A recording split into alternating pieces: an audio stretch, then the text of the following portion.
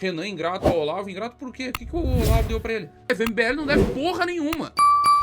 O MBL deve ao Olavo perseguição. Stellon, conta pro teu primo. Vamos lá. O primo do Stellon disse que o Renan foi ingrato com o Olavo pelas conquistas da direita e por isso que ele desistiu do voto. Vamos lá. Vamos falar do Olavo Luiz Gonzaga Pimentel de Carvalho, que eu tive a honra e o prazer de conviver pessoalmente. Pessoalmente não, pelo zap, por e-mail, por rede social. Eu trocava... Não, ele tava no Brasil. Dava. Ele foi embora pros Estados Unidos em 2008, logo depois da eleição do Obama. Ele foi pra lá. Eu conheci ele em 2004, quando nós começamos a trocar e-mail. Não, mas era um momento muito jovem da tua vida pra te conhecer. Era um momento que eu tava rodando pra caralho. É que eu não quis me coçar mesmo. Ele tava no Rio na época. Na época que o Borges frequentava a casa dele ali no Rio. Sim. No ano passado, no último congresso, que não é congresso, festival, no primeiro festival do MBL, o ano passado, eu participei de um painel em que eu fiquei por 2 horas elogiando o Olavo de Carvalho e dizendo: se hoje nós estamos aqui, se hoje existe esse evento, se hoje tem tudo isso, nós devemos ao Olavo, porque lá atrás ele segurou as pontas sozinho. Agora vamos estabelecer a verdade e a justiça. O que o Olavo de fato produziu? O Olavo surge para o debate político brasileiro no início dos anos 90, com uma série de artigos polemizando com a intelectualidade esquerda no Globo, em outro. Ele começou em veículos menores, mas logo escalou e logo estava em O Globo. Aí ele lança o Imbecil Coletivo, que é a obra-prima ali dos anos 90 dele, do ponto de vista da polêmica política. A obra-prima claramente é o Jardim das Aflições. Mas do ponto de vista da polêmica política, é o Imbecil Coletivo. Ele passa toda essa década de 90 polemizando e desmontando e desmoralizando intelectuais de esquerda no Brasil. Sozinho. O Francis morre em 1997. E o Francis era um outro tipo de direito. O Francis era uma coisa... eu tô aqui em Manhattan, eu sou diferente de vocês, eu estou na civilização, eu sou sofisticado, eu sou Reaganomic, e vocês são todos um bando de bugres aí do interior da selva. O Olavo nunca foi por esse caminho. Aliás, ele deixava isso claro, que ele queria um conservadorismo à brasileira. Ele brincava que era Platão com pitadas de Alborguete. Terrivelmente sério, ao mesmo tempo terrivelmente cômico. Então, o Olavo fica sozinho nessa arena da polêmica política. Agora, bora lá. O que o Olavo construiu politicamente nos anos 90, enquanto estava polemizando com o meio mundo, no melhor momento dele de produção intelectual? Nada. E eu tô fazendo uma cobrança aqui ao Olavo? Não. Porque não é papel do intelectual construir porra nenhuma. Por isso que ele é o intelectual, por isso que ele não é o líder político. No final dos anos 90, o Olavo presta uma consultoria, entre 99 e 2000, para um grande político nacional, em que ele aposta todas as fichas dele, que seria o grande quadro da direita brasileira. Sabe o nome desse político? Ciro Ferreira Gomes. Aí nós vamos para os anos 2000, momento de ascensão e de popularização do Olavo. E essa popularização vem junto com as redes sociais, com o Orkut, com o Twitter. Muito mais com o Orkut do que com qualquer outra rede, até mais do que o Facebook e do que o Twitter. No Orkut, o Olavo começa a brigar com um monte de gente, com um monte de moleque, especialmente, tirar moleque pra lixo, no que fez muito bem. Um deles foi o Cocô Instantâneo, e continua a polemizar, a produzir, a criar conteúdo, a trazer muita coisa. Em 2008, o Olavo finalmente sai do Brasil e vai para os Estados Unidos. E aí começa uma fase um tanto quanto obscura do velho. Porque no Brasil ele já tinha uma tendência forte a algumas coisas muito americanas. O conspiracionismo, teorias da conspiração de todo tipo. Ele foi birder, daqueles malucos que alegavam que o Obama não nasceu nos Estados Unidos, antes do Trump. O Trump vira birder em 2009, 2010. Na eleição, o Olavo compra o discurso dos birders e o Obama não é americano, e curiosamente ele ganhou um green card do governo Obama. É muito engraçado. Quando ele chega nos Estados Unidos, o Olavo vira quase que só isso. O COF ainda preserva o Olavo filósofo. O curso online de filosofia ainda vai preservar o Olavo do Jardim das Aflições, o Olavo da Nova Era Revolução Cultural, o Olavo do Imbecil Coletivo, o Olavo das milhares de colunas jornalísticas escritas ao longo dos anos 90 e 2000, mas as redes sociais dele viram conspiracionismo, maluquice e fake news. Era o dia inteiro. O Facebook, eu abri o Facebook do velho e nós éramos amigos no Facebook.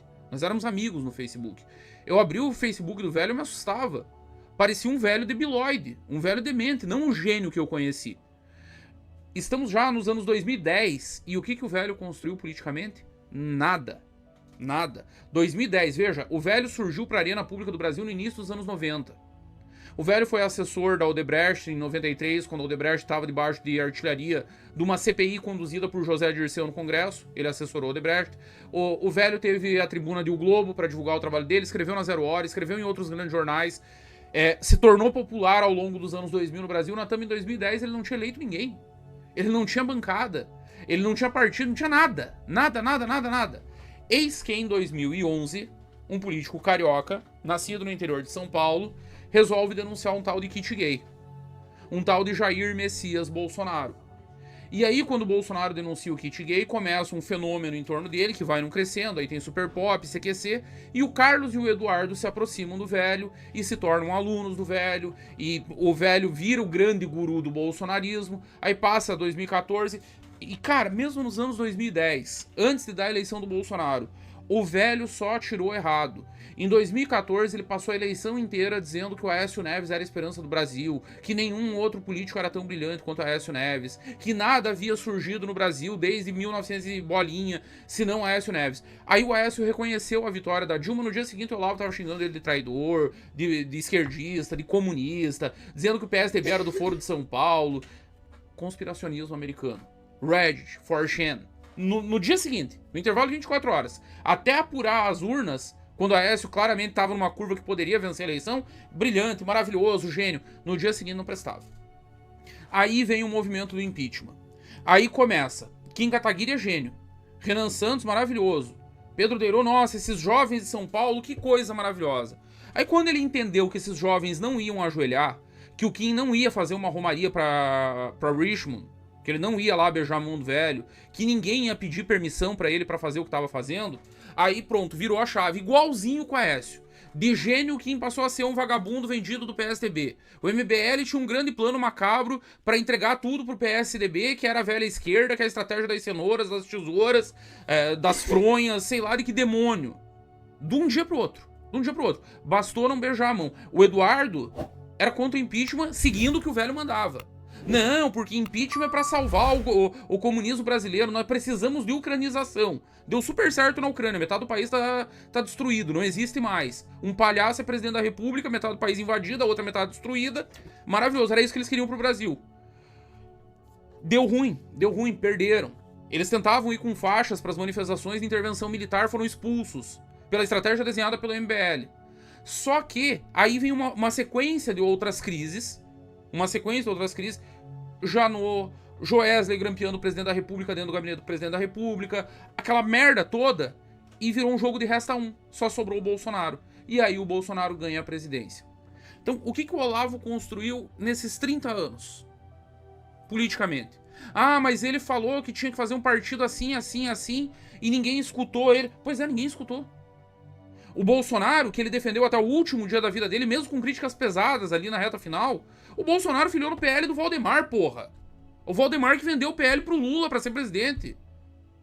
E os comunistas somos nós. E os traidores somos nós. Os traidores é o MBL. O velho pediu pra usar a máquina do governo e prender todo mundo do MBL. Tem vídeo dele falando isso. Ai, porque o Renan fez uma live e disse que era pra prender o Olavo. Sim, porque o velho tava dizendo que era pra prender todo mundo um dia depois da operação, que o Alan dos Santos acordou às 6 horas da manhã. Esse pupilo do Olavo. 6 horas da manhã o Alan tava acordado, que contaram pra ele que ia ter operação no escritório do MBL antes. Que gratidão que tem que ter o velho. Me diz. O MBL é generoso demais ao permitir que eu vá num evento deles e diga que a direita deve muito ao Olavo. A direita deve, o MBL não deve porra nenhuma. O MBL deve ao Olavo perseguição. Deve ao Olavo incentivar malucos como Alan dos Santos. Alan Tic-Tac 72 horas dos Santos. Só mais 72 horas, patriota. Os copinhos verdes em cima da mesa, que são os blindados que ele vai mexer. A caneta Bic do artigo 142. E aí tá lá a Débora do Batom com 14 anos no rabo. O que o MBL deve pro Olavo? No impeachment nós acampamos em Brasília. Ninguém foi preso. Ficamos acampados em Brasília com um batalhão de choque circulando o acampamento. Ninguém foi preso. Ninguém apanhou. Ninguém foi espancado. Ninguém se feriu. Ninguém levou condenação de 20 anos. O olavismo precisa ser colocado sob perspectiva histórica. Prestou um serviço intelectual inestimável ao manter a chama da direita viva no Brasil, ressuscitar a direita no Brasil, trazer autores de direita para o Brasil que o Brasil sequer conhecia. Tudo isso deve ao Olavo. deve ao Olavo a formação de uma meia dúzia de intelectuais espalhados em vários movimentos políticos, em vários. Ricardo Almeida veio do berço olavista, tá no MBL, aí no bolsonarismo não preciso falar, e daí você olha pros caras do bolsonarismo, né? Felipe Garcia Martins, o mais leal dos olavistas, tá lá mofando na cadeia. Olha o que formou. Inconsequência, falta de noção da realidade, falta de contato com o mundo político real. Então esse papo de que Renan ingrato ao Olavo, ingrato por quê? O que o Olavo deu pra ele? A não ser acusar ele de ser traidor, comunista, fazer parte do Foro de São Paulo. Ah, o Renan pediu a prisão do Olavo, depois do Olavo pedir a dele? A dele, a de todo mundo do MBL? A de dizer que Kim Kataguiri tinha que ser preso? Que ingratidão. Porra é essa? Vamos botar as coisas no devido lugar. Um pouquinho de história recente do Brasil que não faz um século. Faz 10 anos. Eu tava lá, eu vi tudo. Conheço todas as partes envolvidas. É só botar os fatos são teimosos. Você tem direito à tua própria opinião. Você só não tem direito aos seus próprios fatos.